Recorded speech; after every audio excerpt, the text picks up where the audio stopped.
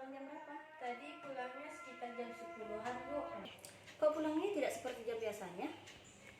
Iya, Mbak, soalnya tadi ulangnya. Oh begitu. Tapi kalau Mbak ngeliat muka adik Cindy ini kok kelihatannya agak murung ya? Iya, Mbak, benar. Apa mungkin Dek Cindy ingin mengungkapkan perasaan tersebut kepada saya? Iya, Mbak. Jadi saya tuh merasa selalu tidak tenang, Mbak, dalam menghadapi ulangan. Kalau Mbak boleh tahu, apa sih yang membuat kamu itu merasa tidak tenang? Jadi begini, Mbak, saya tuh mengalami kesulitan, Mbak, dalam memahami soal-soal ulangan, Mbak. Dan juga saya tuh merasa nilai saya tuh rendah gitu, Mbak. Jadi saya merasa kesulitan dalam hal itu. Jadi Dek Cindy ini belum bisa mendalami materi ujian gitu ya, sehingga berdampak kepada kekhawatiran nilai, begitu? Iya, Mbak. Baik, Mbak mengerti sih apa yang Dek Cindy rasakan. Mengenai materi ulangan itu apakah cuma semester 2 saja atau semester 1 juga yang kurang paham? Semester 1 juga, Mbak. Lalu bagaimana kegiatan Dek Cindy selama di sekolah maupun di rumah selama ini? Apakah ada yang menghambat? Ketika di sekolah, saya tuh merasa paling bodoh di antara teman-teman saya. Ketika ada soal yang guru kasih, teman-teman tuh sering aktif untuk menjawab, sedangkan saya tidak mengerti apa-apa. Sehingga itulah membuat saya malas gitu, Mbak. Ketika di rumah, Ya, teruskan Dek. Ketika di rumah, saya berusaha untuk memahami materi-materi yang ada, tapi tetap aja tidak masuk ke otak saya. Sehingga gadgetlah yang mengisi waktu luang saya. Lalu bagaimana dengan orang tua Dek Cindy? Apakah mereka mengetahui tentang hal tersebut? Atau juga mereka ada kaitannya dengan permasalahan yang sedang kamu hadapi? Nah, jadi orang tua saya tuh tidak tahu, Mbak, tentang hal ini. Ketika saya kelas 8 waktu itu, saya tuh minta izin sama orang tua untuk tidak masuk sekolah karena sakit. Tapi sebenarnya itu saya tidak sakit, melainkan saya takut dengan salah satu pelajaran itu. Oke, Mbak suka dengan keterbukaan Dek Cindy. Namun apa ada kemungkinan lain bagi Dek Cindy untuk memikirkan cara bagaimana untuk meningkatkan prestasi belajar?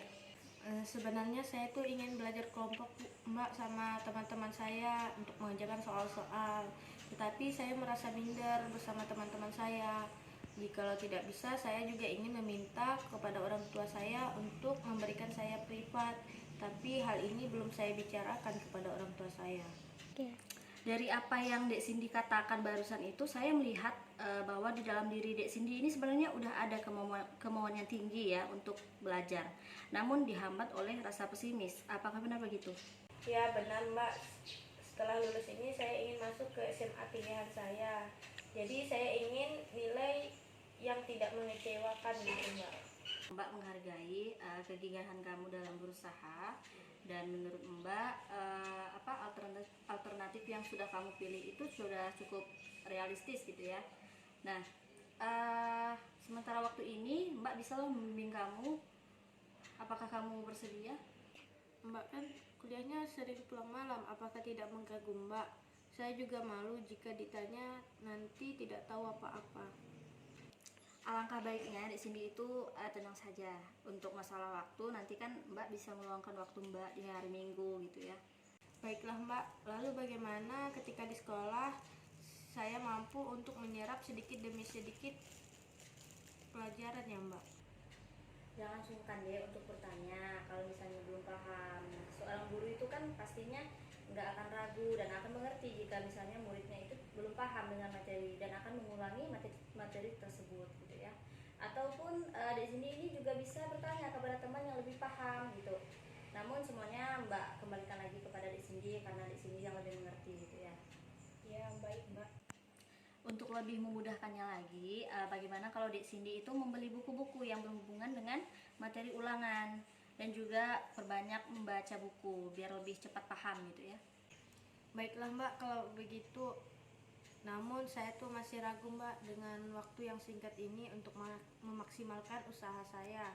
Usaha saya akan maksimal atau tidak?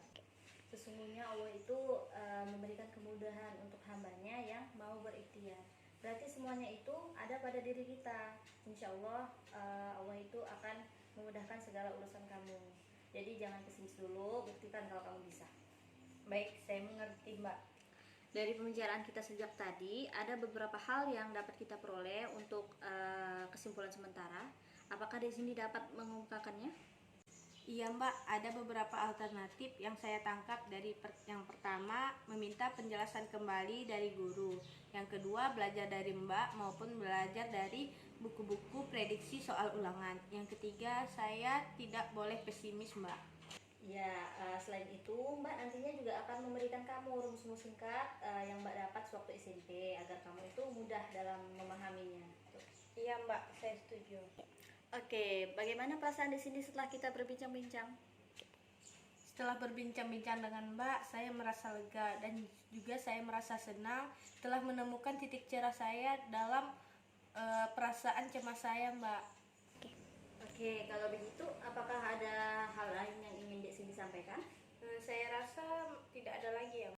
Baiklah, jika sudah tidak ada lagi, alangkah baiknya kita akhiri perbincangan kita pada hari ini. Jika nantinya ada yang mengganjal, di sini bisa datang lagi ke Mbak ya. Baik Mbak, saya pamit undur diri ya Mbak. Terima kasih ya Oke, Mbak. iya. Assalamualaikum Mbak. Waalaikumsalam.